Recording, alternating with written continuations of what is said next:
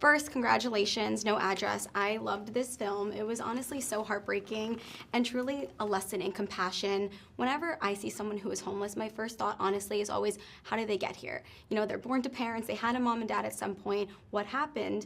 And this film truly explores those stories, which I loved. And I know a lot of the characters were based and inspired by real people you met along the way. Was there something you learned throughout this process that really surprised you?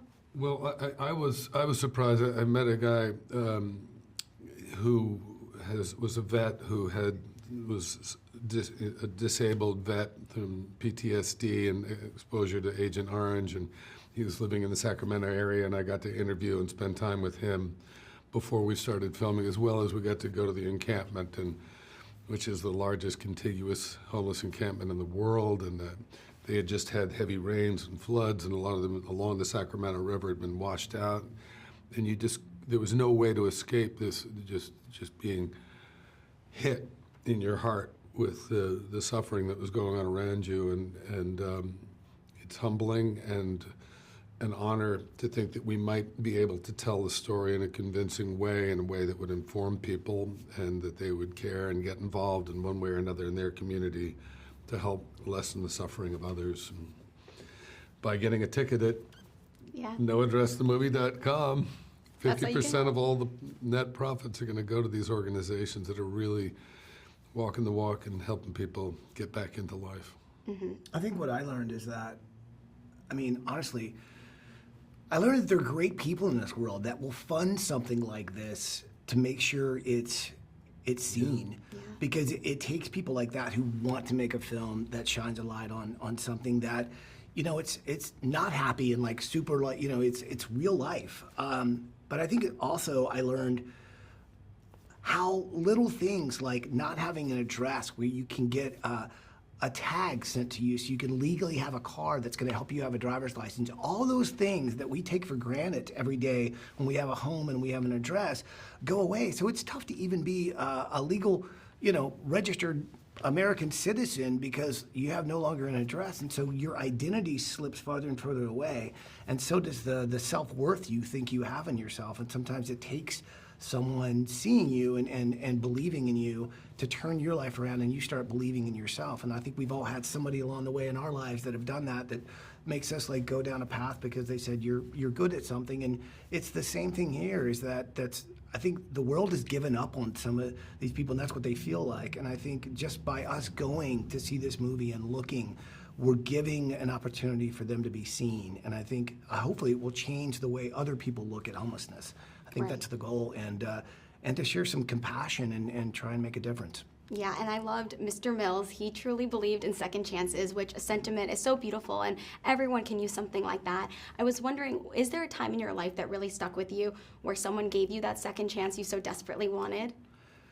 Yeah, definitely. I mean, look, I grew up one of those kids where, let's just say, like, if I was seen mowing a lawn out the window, they were like, oh my God, he's gonna cut his foot off. You know what I mean? 'Cause I was just notoriously known for either hurting myself or everything around me. But there was a certain teacher that saw something in me that I didn't realize and pulled me aside, and it was one of my art instructors, and said, you've got a real gift here. Like, you may not believe this, but like there's not many people that come in that I see this. And I was like, you know, and so that changed my perspective of what I might be good at. And it changed the direction I took in life, because I felt like for the first time somebody saw something in me that nobody else had really pointed out. And I think sometimes that's all we need, is to know that somebody sees something and like you feel better about yourself. Like, wow, if, you know, maybe I am as good as I think I am. And so I think in a small version, think about that just catapulted like 100 times compared to somebody's self-worth that when they're living on the streets. And I think that's what it is. It's about them being seen. And Xander will tell you, sometimes that's all they need, is to feel like, I mean, can you imagine every time people just look away from you because they don't know how to react to your situation? And I think what I love about this movie, it forces us to look at it. Right, it's so true, because it just takes one look, one smile. If we, people who have houses, who have all these things, get so much gratitude or self-confidence from someone complimenting them, imagining someone on the street who has nothing, what that can do for their self-worth. It's amazing. Yeah. And Xander, I loved Harris. Talk to me about how you played this character, keeping his grit, but also showing his heart. Well, I mean, Throughout my adult life, I've lived in either New York or Los Angeles, primarily Los Angeles. There's always been a homeless crisis since I've been around.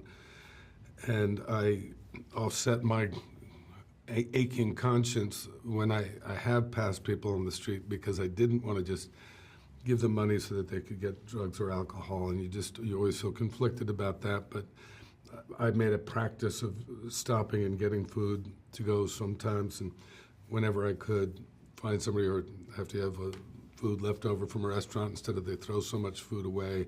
But finding somebody who looks like they're hungry and who needs someone to see them and to go and sit and hear them and tell their story. And I've been moved by that so many times throughout my life, and so touched. And so I feel like I've accumulated those impressions of those people throughout my life. As an actor studies people so that they can, in different deliberate and unconscious ways, come through their performances. And there were definitely some people that I'd spent some time with that I felt I was channeling, and just being a struggling artist throughout much of my life, and him being an artist as well, someone who feels as though he can sort of, I think a lot of the vets that I did speak to who had addiction problems, a lot of them had a lot of activities. They smoked a lot. They needed to have their hands doing something. So I had made the choice that my character, because I don't like to not do anything, and so I'm drawing whenever I'm out and about, and so I made that his nervous habit, and his wish to give to others in his little family there was for them to feel seen by drawing them, and that's something I've done throughout my life on location. And anytime I get caught drawing somebody, I give them the drawing, and it's really a touching thing to see how moved people are just by being seen.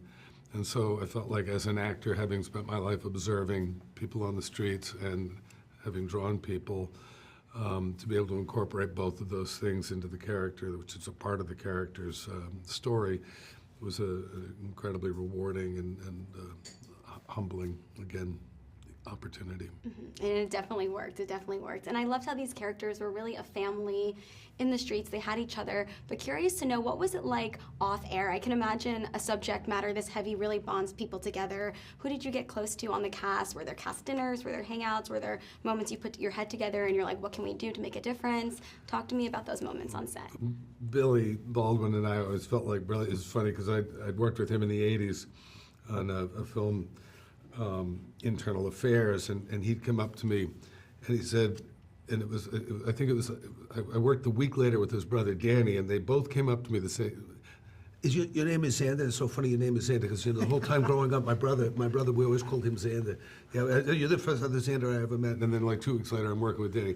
Hey, I can't believe your name is Xander. The whole time growing up, we always called my brother Xander. Yeah, he changed his name to Alec, and yes, and there was Alec. Thank God he changed his name. I love it. Xander Baldwin, I would have been cooked.